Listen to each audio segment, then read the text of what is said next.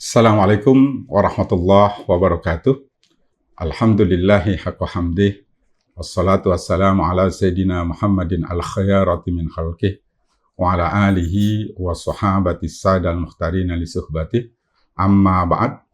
Sahabat-sahabat pembelajar ASN Kota Tangerang, selamat bertemu dengan saya, Ahmad Hasanuddin, selaku anggota dari Komisi Fatwa MUI Kota Tangerang, dan juga penyuluh agama Kantor Kementerian Agama Kota Tangerang. Pada video pembelajaran Tangerang Government University, dan kali ini kita akan membahas tentang tata cara menyembelih hewan yang halal dimakan menurut hukum Islam.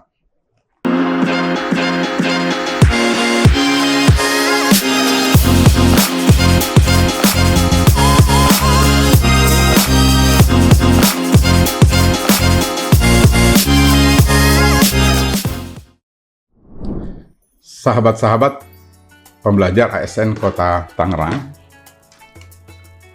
melakukan penyembelihan adalah merupakan syarat halalnya memakan hewan yang hidup di darat yang boleh untuk kita makan.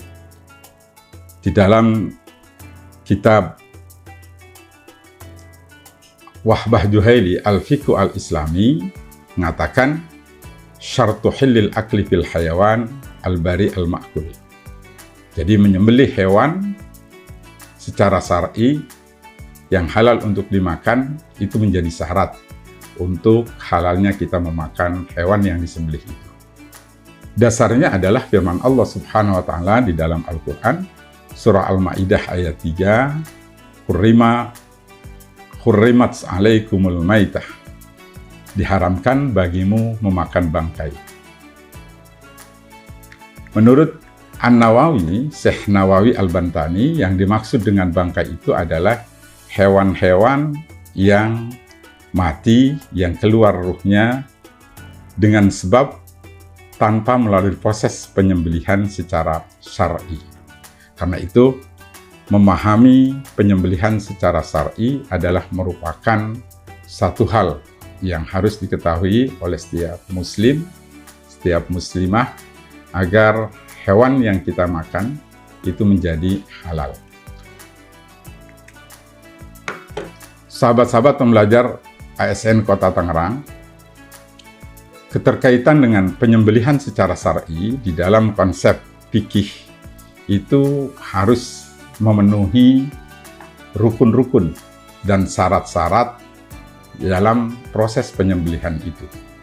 Di dalam konsep Islam, ada rukun-rukun yang harus dipenuhi keterkaitan dengan proses penyembelihan. Ada 4 yang harus dipenuhi. Yang pertama adalah zabih, orang yang menyembelihnya. Siapa yang akan melakukan penyembelihan itu? Yang kedua adalah zabih, hewannya. Hewan apa yang akan disembelih? Yang ketiga adalah adzabhu, bagaimana proses dari penyembelihan itu dilakukan. Dan yang keempat adalah alat atau alatuz zabhi, alat yang digunakan untuk menyembelih. Apa alat yang digunakan untuk menyembelih? Nah, 4 hal ini menjadi rukun yang harus dipenuhi dalam proses penyembelihan. Kalau nanti rukun-rukun ini hilang salah satunya, maka penyembelihan itu dianggap tidak sah, maka secara otomatis hewan yang akan disembelih statusnya adalah sebagai maitah, sebagai bangkai yang haram untuk kita makan. Di samping rukun-rukun yang harus kita penuhi, juga ada syarat-syarat dalam penyembelihan yang harus juga diperhatikan. Apa syarat-syarat tersebut? Yang pertama, keterkaitan dengan syarat-syarat menyembelih adalah di dalam pekerjaan menyembelihnya. Di dalam pekerjaan menyembelih disyaratkan adanya maksud atau melakukan penyembelihan. Jadi maksud itu adalah memang kita akan melakukan penyembelihan. Tidak bisa kemudian ketika kita menyembelih, kita melempar pisau, kebetulan kena hewan yang kita dipotong, akhirnya kemudian wah udah langsung disembelih. Tidak. Dia harus melalui proses bahwa ada keinginan dari orang yang melakukan penyembelihan itu. Ada al-qasdu untuk melakukan penyembelihan. Kemudian yang selanjutnya, syarat yang harus dipenuhi adalah orang yang melakukan penyembelihannya. Orang yang melakukan penyembelihan disyaratkan dia adalah seorang muslim atau ahlul kitab yang boleh untuk dinikahi. Dasarnya ini adalah firman Allah Subhanahu wa taala di dalam Al-Qur'an surah Al-Maidah ayat 5. Wa ta'amul ladzina utul kitab hillul lakum. Makanan atau sembelihan orang-orang yang diberi Alkitab itu halal bagimu. Ini adalah syarat orang yang menyembelihnya. Kemudian selanjutnya, syarat hewan yang disembelih harus dipenuhi. Di antaranya, hewan yang disembelih disyaratkan berupa hewan yang halal untuk dimakan dan masih memiliki kehidupan yang tetap, atau dalam bahasa fikihnya disebut dengan hayatun mustaqirah, di permulaan melaksanakan penyembelihan. Jadi bukan berarti kemudian penyembelihan ini boleh dilakukan untuk semua hewan. Bahwa hewan yang bisa disembelih secara syar'i adalah hewan-hewan yang memang dihalalkan untuk dimakan. Penyembelihan secara syar'i ini tidak berlaku untuk hewan-hewan yang haram untuk dimakan. Jadi syaratnya penyembelihan bisa dilakukan hanya untuk hewan-hewan yang boleh dimakan dalam pandangan agama. Kemudian selanjutnya, ciri bahwa hewan itu sebelum disembelih memiliki hayatun mustaqirah. Yang satu, adanya gerakan yang keras setelah disembelih. Jadi begitu disembelih dia masih memiliki harokah as-sadidah, gerakan yang keras. Yang kedua adalah memancar dan menyemburnya darah setelah disembelih. Nah, ini adalah ciri bahwa hewan tersebut memiliki hayatun mustaqirah. Kemudian selanjutnya, yang keempat, syarat untuk melakukan penyembelihan adalah alat. Alat yang digunakan untuk menyembelih disyaratkan berupa benda yang tajam yang dapat melukai. Seperti benda itu yang terbuat dari besi, dari bambu, kaca, batu, dan lain sebagainya.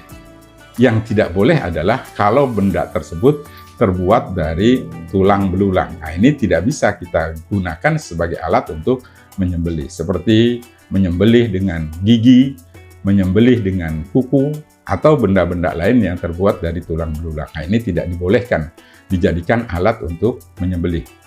Dasarnya adalah hadis Rasulullah Shallallahu Alaihi Wasallam katakan bahwa ma'an harodama wajuki Rasulullah alaih fakuluhu leisasin wajufur.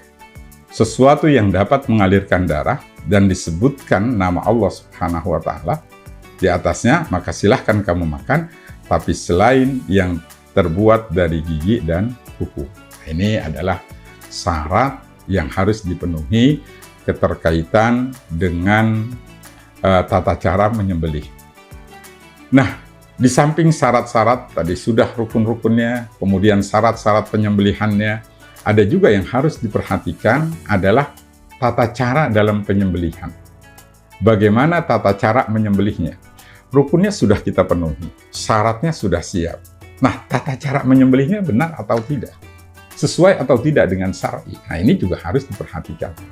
Kalau nanti ternyata tata caranya tidak sesuai dengan yang sudah ditetapkan oleh syar'i, maka tetap saja status hewan yang disembelih itu akan menjadi maitah yang haram untuk dimakan.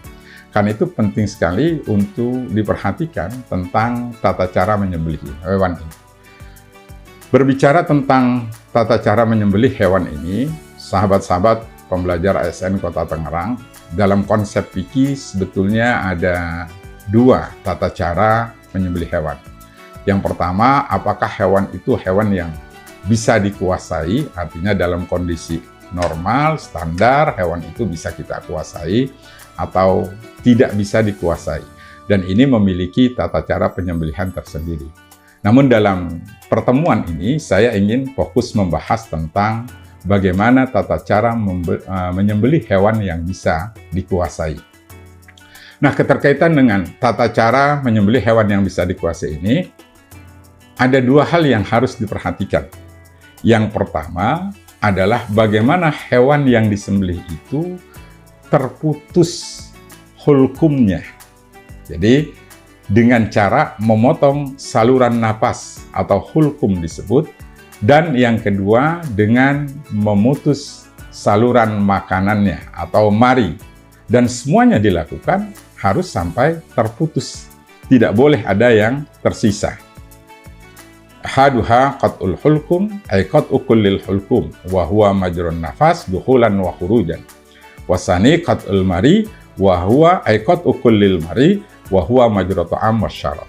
Jadi jangan sampai ada yang tersisa dari hulkum atau marinya. Kalau baru hanya sedikit dia, belum sampai terputus, tapi mungkin sudah terluka, baik itu marinya atau hulkumnya, maka itu menjadi tidak sah.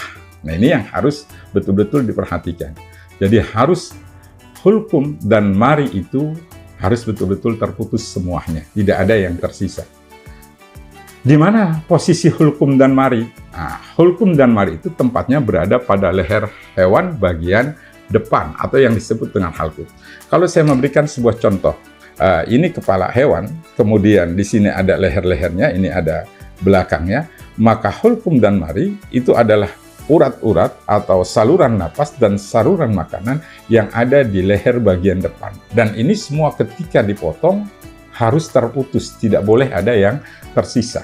Kalau masih ada yang tersisa, hulkumnya tidak terputus secara total atau marinya tidak terputus secara total, maka ya itu tidak sah nanti pemotongannya. Nah, ini yang harus diperhatikan.